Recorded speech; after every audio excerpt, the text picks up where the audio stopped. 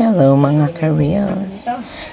Para sa mga nag-request, ano po ba yung traditional feng shui? Ang daming nag-request. Eto na po. Na feng shui ang inyong Madam Windra. May isang tao na nagpa-feng shui sa bahay nila. Actually, kilala nila ako na nagpa-feng shui. So, maraming na papasel. Ano ba yung feng shui? Paano ba yung traditional feng shui? Baka gibain lang yung bahay namin. Baka kung ano gawin sa amin. Eto po yan. Nakita niyo po yung dalawang yan. Mga beautiful ladies. Sila po yung owner at saka yung biyana ng owner. Ang ginamit lang po namin ay bigas at saka asin. Plus, syempre, yung aming magical powder na kakaiba. Ayan. Naglalakad na sila mula baba ng bahay nila. Garahe. Ayan. Paakyat. Dala-dala ang kanilang. Sila po ang nag-prepare niyan. Ayan. Ayan. May mga chikadora. Siyempre, hindi mawawala ang ating mga chikadorang kapitbahay. Pero mababait. Ayan, pinayagan ko na para makita nila. Total ka mag-anak din naman. Ayan, umikot.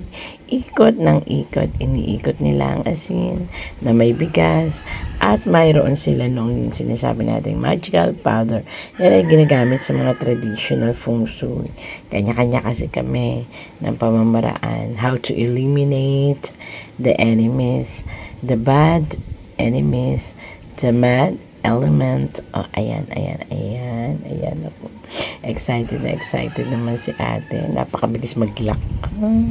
Baka matapilok. Ayan, pumasok sa kwarto, umakyat sa bahay kasi hinahayaan kong sila lang. Kasi ang feng shui ito is a hidden science, hindi ito belief. Ayan, pinaupo ko siya sa bowl kasi naniniwala. Ito ang pinaka main problem kasi namin yung CR. Kung saan yung main problem, doon ko siya papaupuin. Ayan, siya lang po ang nag-prepare niyan. Yung bigas, yung asin. Ang inano ko lang yung candle. Yung candle is parang attraction lang. Ina-attract ko yung problema na yun na pumasok doon dyan sa bigas na yan. Ayan na. Naiikot na yan sa buong bahay, ha. Nakita nyo naman. Siya lang po ang nag-prepare niyan. To clearly. Siya lang po ang niyan. Tapos sila magkamag-anak po yan. Yan, biyanan po yan. Kasi wala ang asawa niya. Nirepresent ng biyanan niya ang asawa. At ito naman po yung may-ari ng bahay. Ayan. Makikita nyo, plain and simple. Hindi ko po hinawakan ang rice na may ang bowl na may rice and salt. Pero meron po kaming in-spread dyan na magical powder. Ayan.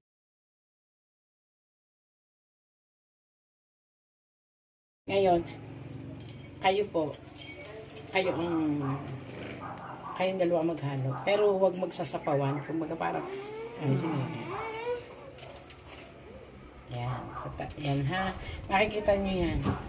Halo. Kung ano pong lalabas, sabi mo kung ano lalabas. Ano pong lalabas dito sa malalim, kasi kayo naman nag-ayos niya. mabububo. Sige, yain.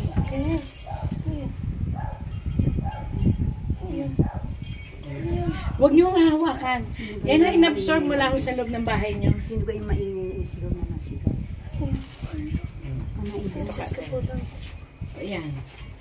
Yan po kung ano po ang laman ng bahay ninyo, yan po ay lalabas.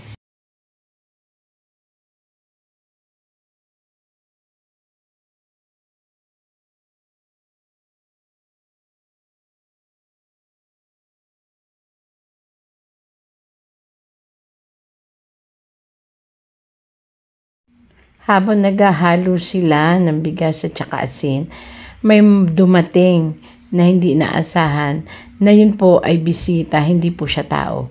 Bisita yun dun sa nakuha naming elemento.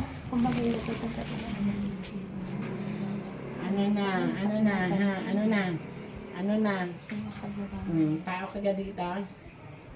O siya, pasensya na kailangan natin din. Ikaw yung elemento nandito.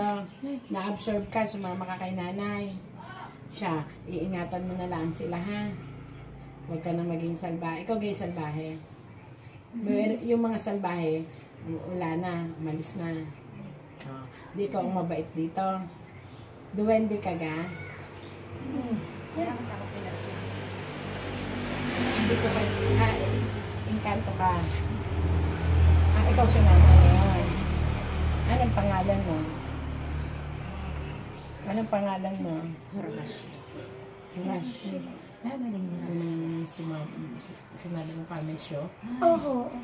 Parang Ay, hindi ko kayo pinaparusahan. Tinanggal ko lang po ang mga negatibo dito na nagpapahirap sa bata. Ano pa?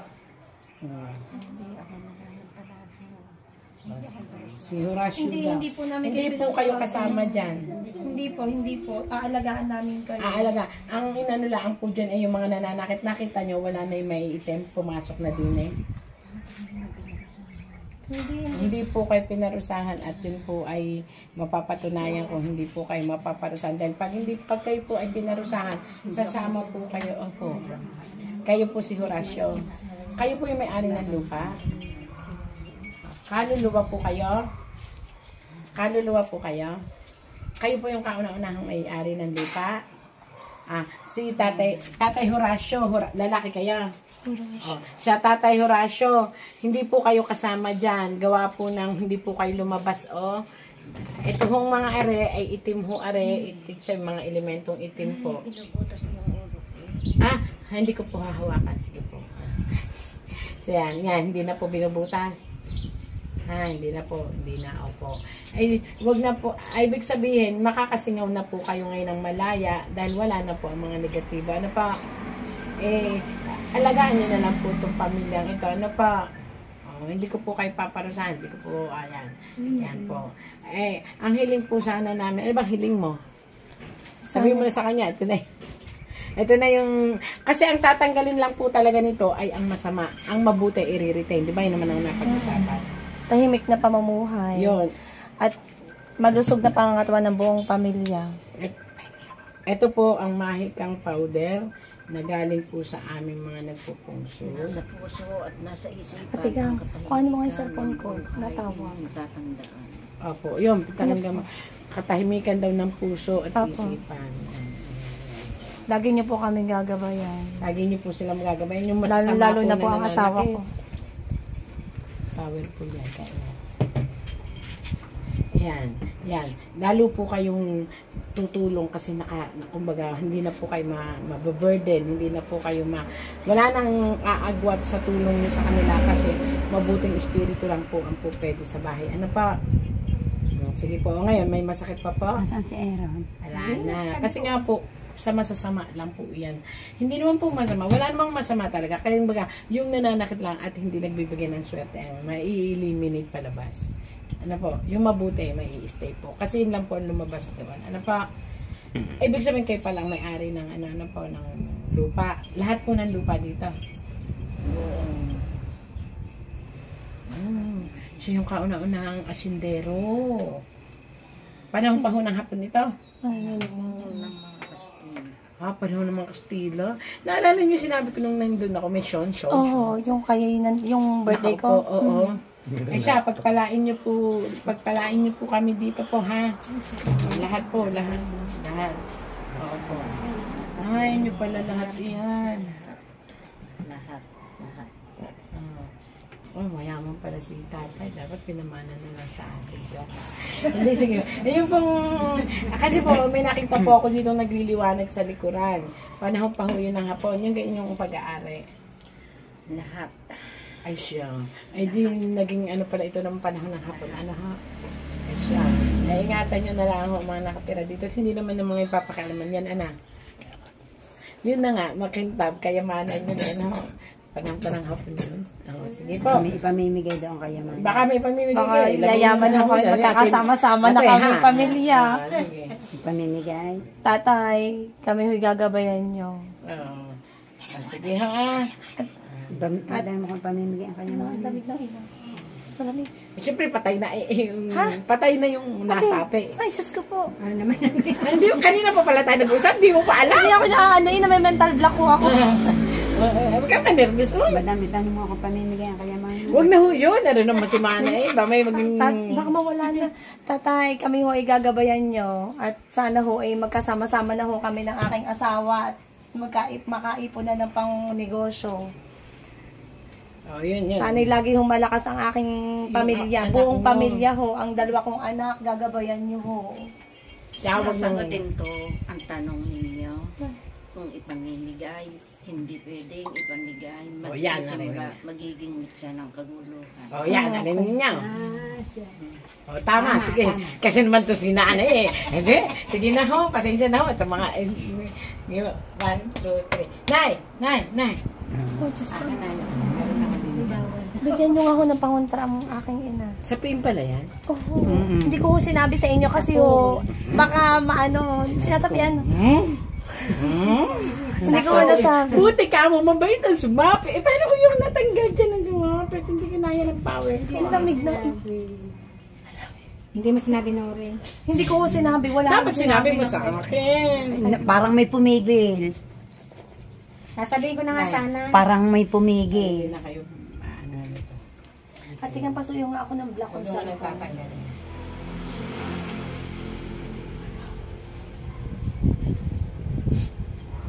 Ang kandalaga pa yan eh. Hindi ko ho sinabi sa inyo, ma. Sabihin. Oo, dalaga pa ho. Kaya pala sabi ko,